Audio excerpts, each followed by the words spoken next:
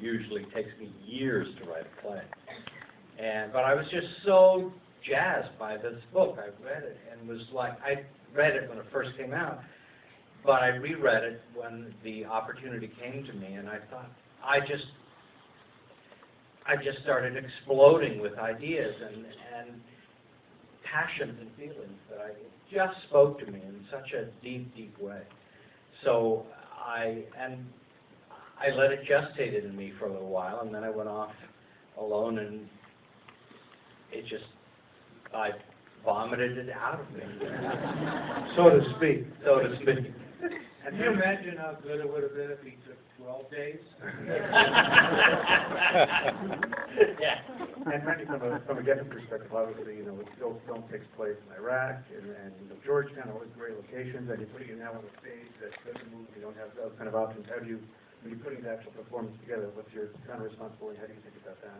Yeah, well, the first job is to get a great director, a great stage director.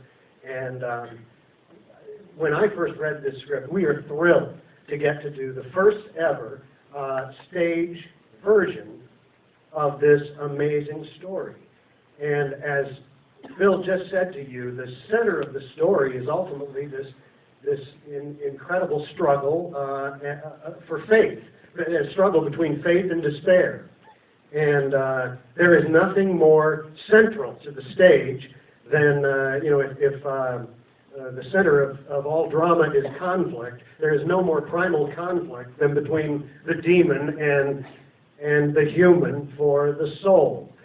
And in fact, theater history is loaded with the demon on stage, all the way back to Faustus. And so it seemed like an absolutely perfect thing to put on the stage.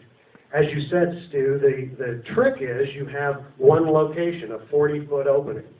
And our director, John Doyle, who is a world-famous director, who directed famously a version of Sweeney Todd in New York, where he completely reimagined that, has come up with a central place, a central umbrella, where all of the action of this play